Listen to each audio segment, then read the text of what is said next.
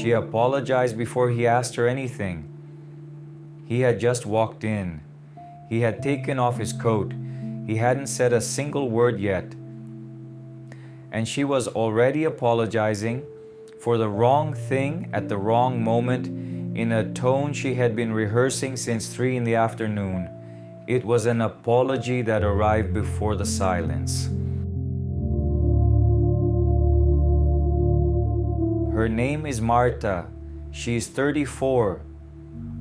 It is 8:10 at night. She is in the kitchen. She heard the key in the door. She heard the coat being hung up. And then she heard the silence that followed.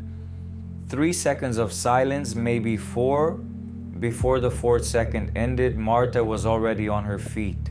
She was drying her hands on the dish towel, and she was saying out loud to the hallway where he hadn't even appeared yet, "Sorry, I didn't have time to go to the store today. I'll go tomorrow, I promise." He walks into the kitchen. He is tired. He takes off his glasses, rubs his eyes, looks at her with a slow, gentle confusion. The confusion of someone who wasn't asking. "It's fine," he says. "I wasn't even going to ask." Marta laughs. It's a small laugh of relief. "Oh," she says, "I just thought you were going to ask." And he kisses her on the temple, opens the fridge, starts talking about traffic. But something stays lit inside her. A low light, persistent, in her chest. Marta has just realized she spent the entire day building that apology, that she rehearsed the tone of her voice, that she had the "I promise tomorrow" ready since 3 in the afternoon, and her boyfriend has never treated her badly. There is a name for what happened to Marta. In attachment literature, it is called hyperactivating strategy. It is a cold term for something very warm, a nervous system that learned early to keep the relational thermometer running at all times, 24 hours a day, without turning off, not even to sleep. As Bowlby observed back in the 60s, there are children who, when they suspect their mother might leave, insist relentlessly on staying by her side.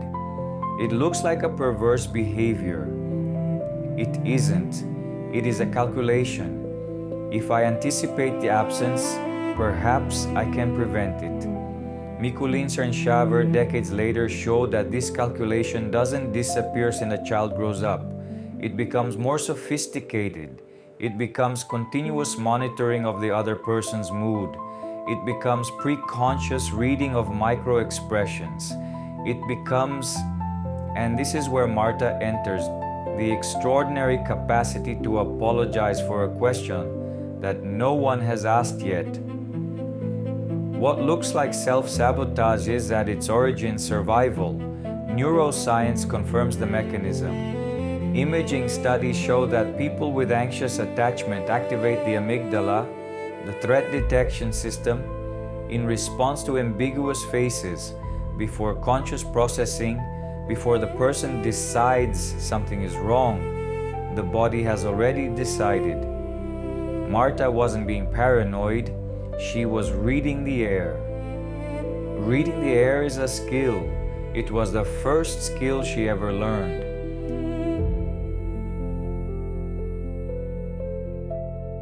The question is, why do some people learn this skill and others don't? The answer has to do with predictability. When a child grows up with a caregiver whose moods are stable, not perfect, just readable, she doesn't need to become an expert in anticipation.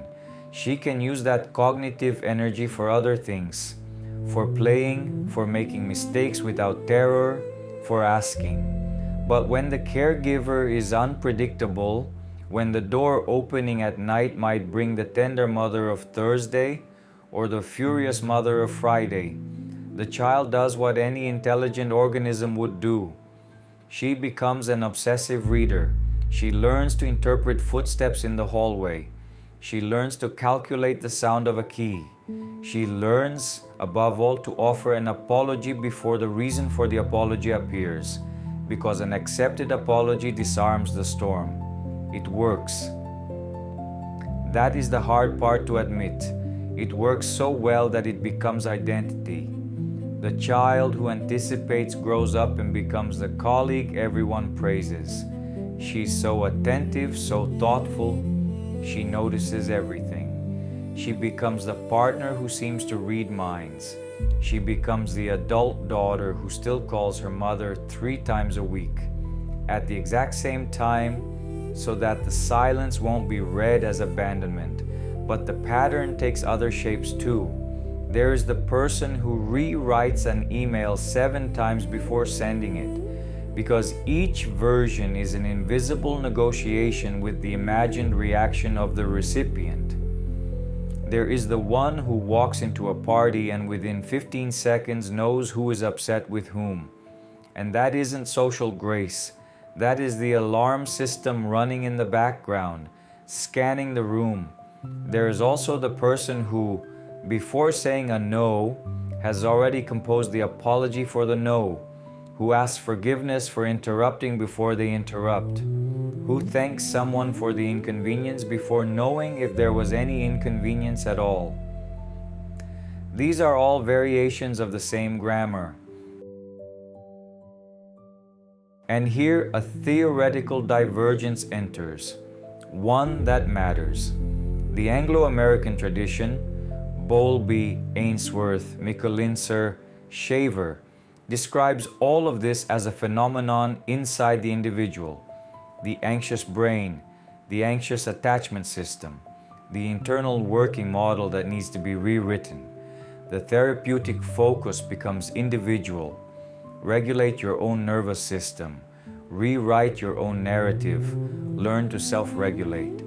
But Argentine psychology 50 years ago proposed something different and more unsettling. Enrique Pichon-Rivière suggested that the minimal unit of psychology is not the subject, it is the bond, a two-ended structure, me and the other, that mutually constitute each other, and that continues operating inside me even when the other is no longer there. Applied to Marta, this means the following. The preemptive apology she makes to her boyfriend is not happening only inside her. It is happening between her and a mother who is no longer in the kitchen, but who is still in the kitchen. Marta carries the entire bond, both poles, inside herself. She is not a person with a faulty brain. She is a person carrying a whole relationship on her back and apologizing every day to someone who left that house decades ago.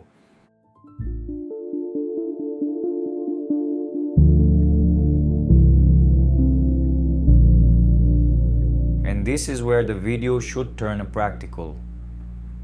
This is where, in any other channel, the 5 techniques would come. The 3 phrases to use when you catch yourself apologizing for no reason. The breathing exercise. The self-compassion script. They aren't coming. They aren't coming because there is something harder to accept before the technique. For most of Marta's life, this anxious anticipation was love. It was the only form of love she knew. It was the form of love that kept her at home, that kept her close, that kept her alive in the most literal sense. A child who cannot read an unpredictable caregiver is in real danger. Marta doesn't have a problem with love. She has an old definition of love that still runs as her operating system. By that definition, to love is to be ready, to anticipate, to arrive before the problem with the solution already wrapped, to never under any circumstances let the other person have to ask. That definition doesn't disappear when she meets a gentle man, because the definition wasn't learned in words. It was learned in the body, in the kitchen of another house, when she was 5, 6, 7 years old. And the body learns slowly. The body unlearns even more slowly. There is a moment in some therapies when the anxious person realizes this and panics. She thinks, so I'll never be able to love any other way, so I'll be apologizing preemptively for the rest of my life. The honest answer, not the comfortable one, the honest one, is that the hyperactivation probably doesn't disappear. It diminishes. It becomes less immediate. It becomes observable rather than automatic. But the system that learned to read the air does not forget how to read the air. And here is the reframe that matters. The real therapeutic goal is not to stop anticipating. It is to recognize in the moment of anticipating which relationship is actually being read. When Marta apologizes to her boyfriend, she's not apologizing to her boyfriend. She's apologizing to her mother through her boyfriend's body. The gentle man in the kitchen is an involuntary intermediary. Attachment theory doesn't cure. It explains, and explaining sometimes is what separates the suffering that repeats from the suffering that transforms.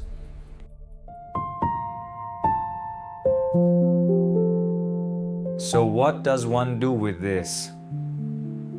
Perhaps nothing that looks like a technique, perhaps something slower, perhaps you begin to notice, just notice without trying to change anything yet. When the apology arrives, not to judge yourself for it, to recognize the moment when the old system activated. The useful question is not, why am I like this? The useful question is, who am I apologizing to right now? When Marta begins asking herself that question, not every hour, not obsessively, but occasionally when she notices the low light in her chest, something shifts. The impulse doesn't disappear. Her relationship to the impulse changes. Before, the apology was her. Now the apology is a familiar voice inside her, one she learns to recognize as a visitor, not as the owner of the house. There is a Portuguese word for what's being rebuilt here, a word that English has no right to, aconchego. It is the specific warmth of knowing where you are, of knowing that the door opening is not a riddle to solve, that 3 seconds of silence is just silence. Rebuilding aconchego as an adult takes work. It is not a technique.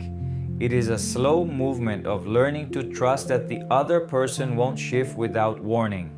And harder still, it is a movement of learning to trust that you yourself can inhabit a room without needing to read it constantly. Marta will apologize preemptively again.